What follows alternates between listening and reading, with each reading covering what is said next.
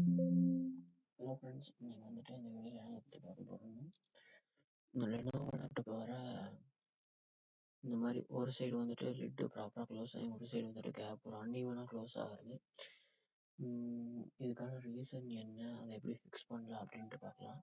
இது வந்து எனக்கும் வந்துட்டு இந்த மாதிரி ஒரு ப்ராப்ளம் வந்துச்சு. அதாவது இந்த லேப்டாப் வாங்கி ஒரு 6 monthஸில் இந்த மாதிரி ஒரு சைடு க்ளோஸ் ஆகாமல் இருந்தது.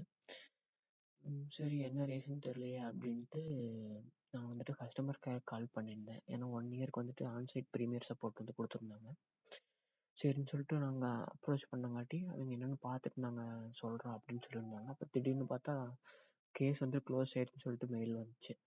திரும்பவும் போயிட்டு என்னடா ஒரு ரெஸ்பான்ஸும் இல்லையே அப்படின்னு சொல்லிட்டு மறுபடியும் கஸ்டமர் கேர் கால் பண்ணி பேசுகிறப்போ இந்த மாதிரி உங்கள் லேப்டாப்பில் வேறு ஏதாவது இன்டர்னல் ப்ராப்ளம் இருக்கா, பெர்ஃபார்மன்ஸ் இஷ்யூ அந்த மாதிரி இருக்குது அப்படின்னு கேட்டாங்க.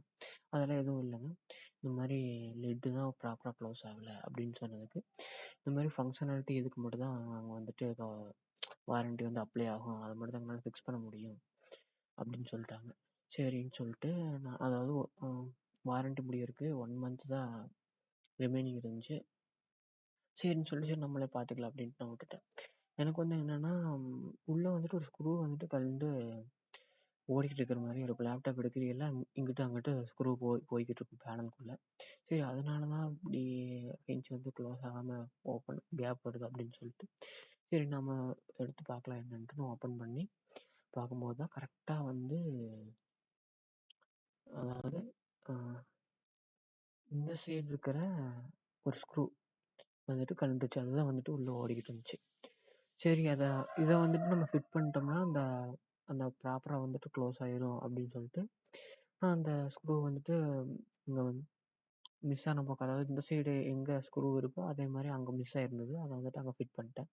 ஃபிட் பண்ணிட்டு ஹிஞ்சு வந்துட்டு எனக்கு டைட்டாக இருந்துச்சு. ஓப்பன் பண்ணையில க்ளோஸ் பண்ணையில அதாவது ஒரு சவுண்டு மாதிரி வர ஆரம்பிச்சிருச்சு. அதனால் இந்த கவரை ரிமூவ் பண்ணிட்டு இங்கே தானே ஹிஞ்ச் இருக்கும், அந்த ஹிஞ்சில் வந்து லூஸ் பண்ணிட்டு லைட்டாக உள்ளே வந்துட்டு ஆயில் அப்ளை பண்ணிட்டேன். ஆயில் அப்ளை பண்ணிட்டு மாட்டியில் பார்த்தீங்கன்னா கழட்டிலே எப்படியும் இந்த பேனலில் இருக்கிற லாக் வந்துட்டு உடஞ்சிடுச்சு. அதனால் நான் கம் போட்டு ஒட்டி வச்சுருக்கேன். அதனால் ஒரு வேளை நீங்களும் ஹிஞ்சு லூஸ் பண்ணணும் அப்படின்னு சொல்லிட்டு கழட்டிங்கன்னா கொஞ்சம் ஜாகிரதையாக கழட்டுங்க, இல்லாட்டி இங்கே இருக்கிற லாக் வந்துட்டு உடையிற சான்ஸ் இருக்குது.